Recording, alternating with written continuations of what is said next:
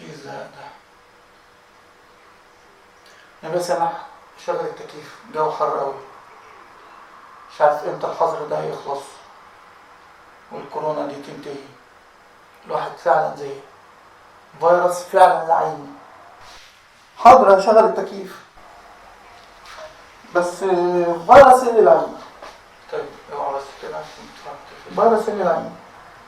احنا الفيروس الحقيقي اللي ملوش علاج. احنا الفيروس. عايز تعرف؟ اتفرج على الحلقة دي وانت تعرف. ما تنسوش سبسكرايب ولايك.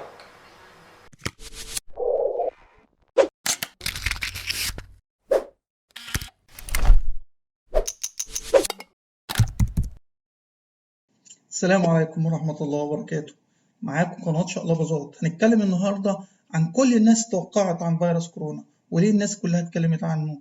ازاي بالجيتس في الفيديو اللي جاي اتكلم عنه من 5 سنين، بالعكس ده حدده بالاسم وبالشكل. The greatest risk of global catastrophe doesn't look like this.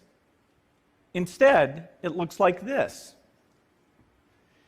If anything kills over 10 million people in the next few decades, it's most likely to be a highly infectious virus rather than a war.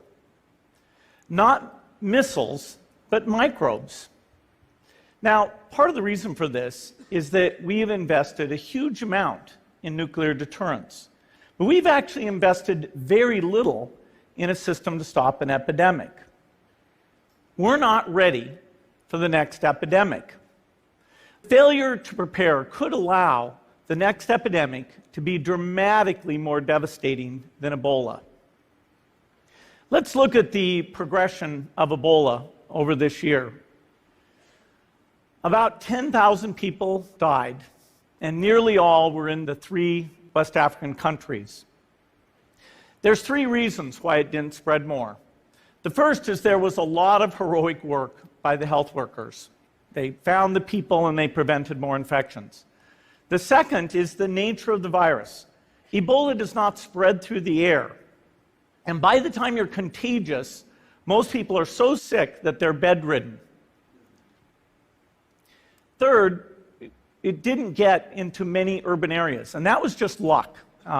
If it had gotten into a lot more urban areas, the case numbers would have been much larger. So next time, we might not be so lucky. You can have a virus where people feel well enough while they're infectious that they get on a plane or they go to a market. The source of the virus could be a natural epidemic like Ebola, or it could be bioterrorism. And so there are things that would literally make things 1,000 times worse. In fact, let's look at a model of a virus spread through the air like the Spanish flu back in 1918. So here's what would happen.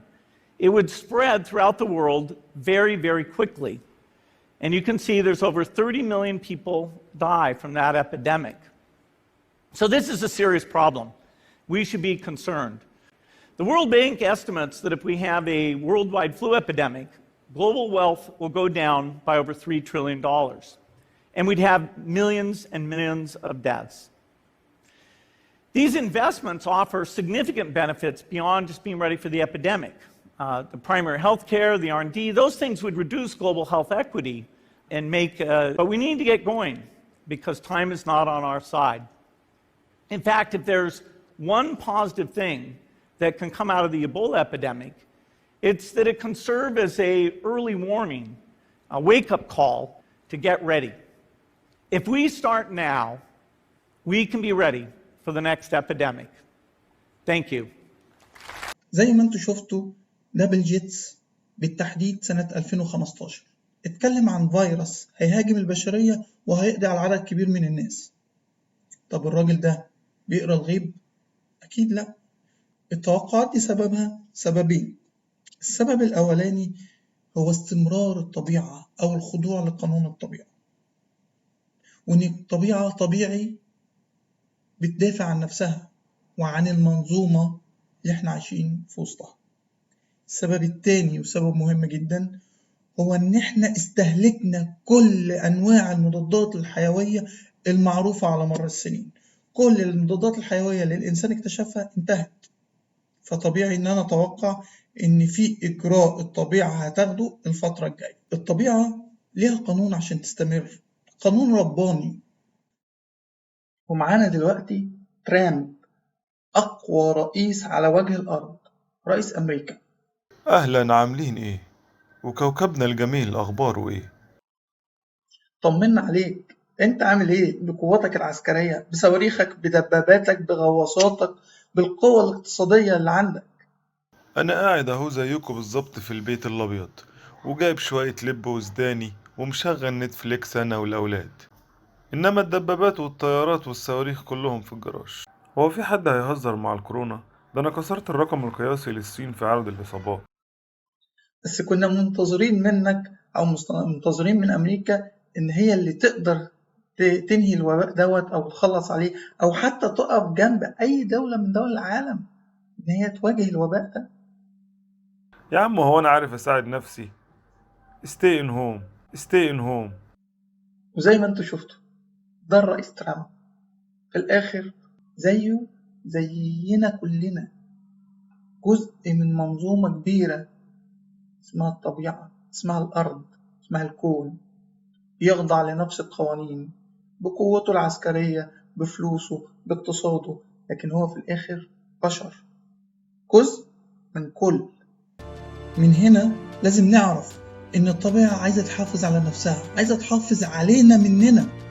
إحنا الخطر الحقيقي بحروبنا، بصراعاتنا، باستهلاكنا لكل الموارد اللي موجودة على الأرض.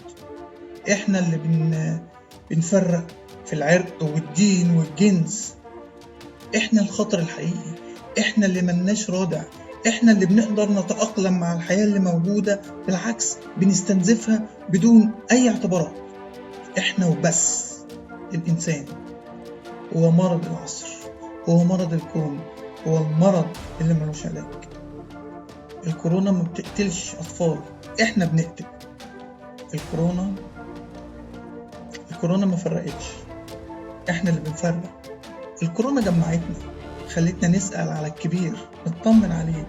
بقينا نتجمع دلوقتي مش على السوشيال ميديا، لا، بقينا نتجمع في البيوت، بقينا في حضن بعض. الكورونا ما فرقتش بين فقير وغني، الكورونا خلت الأرض ترجع تتنفس. مستويات التلوث اللي في العالم قلت كتير جدا الفترة اللي فاتت، وبتقل عشان احنا مش موجودين، عشان مرض الكون أو مرض الأرض مش موجود. الأرض بتتنفس. وأخيرا الكورونا فيروس هيكون له علاج، طبيعي هيكون له علاج زيه زي كل الفيروسات اللي مرت على البشرية، بس احنا ملناش علاج. السلام عليكم.